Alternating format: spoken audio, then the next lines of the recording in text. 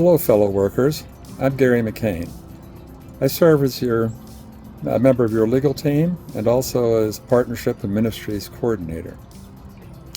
Brian Davis will be giving a report to you on the legal team. Let me speak first to missions and then to partnerships.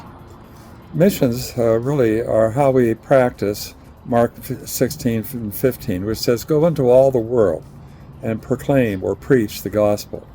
And it goes on to say that they all went out and preached everywhere, and the Lord worked with them, and there were many signs confirming His word.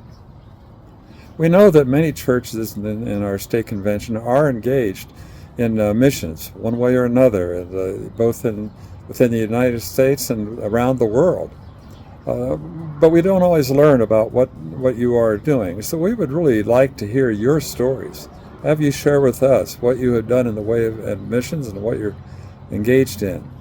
But particularly, we'd like to know what has going on mission meant to you, to your team members and your church members.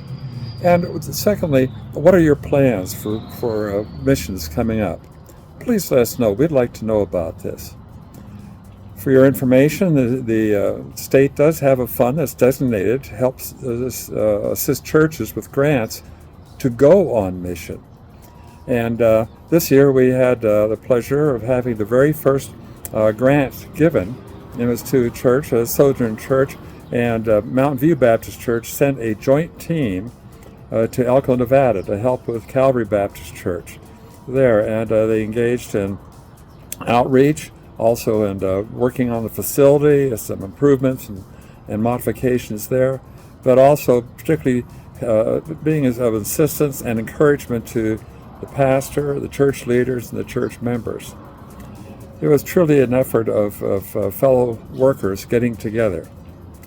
Churches and church partnerships are very important in this arena, and they demonstrate that you can and ought to consider going on missions together. In the area of partnerships, taking that a step further, many of our churches do have partnerships with other churches within the state convention and also with churches in Georgia, which we've been developing as an initiative. Church-to-church partnerships are working well, particularly with those churches in Georgia, and it involves churches sending teams out, or pastors, others coming out to work with or visit with churches here in Utah and Idaho. But also it involves developing relationships between our churches here and their churches there. Relationships with pastors, with church members, with leaders, being in prayer together, just being partners.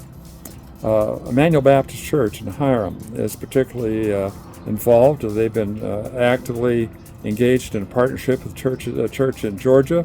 That church has sent teams out. They've had speakers come out. And in turn, Pastor Woody has gone from Hiram back to Georgia and spoken in their church. And that's the sort of thing that partnerships involve. And that is joint activities and an exchange of leadership, of experience, of people coming together. Partnerships work. They demonstrate biblical principles, and they demonstrate that partnerships can work in practice. That's church-to-church partnerships, and so we really encourage it. What we would encourage you to do right now is to think about partnerships with other churches to go on mission, to do missions together, and understanding that there's joy in the journey, particularly if it's joy working with others. So if your church is in a partnership, we would like to hear about it. If you're interested in participating in a partnership or developing a partnership, let us know. We'd be pleased to help you with that.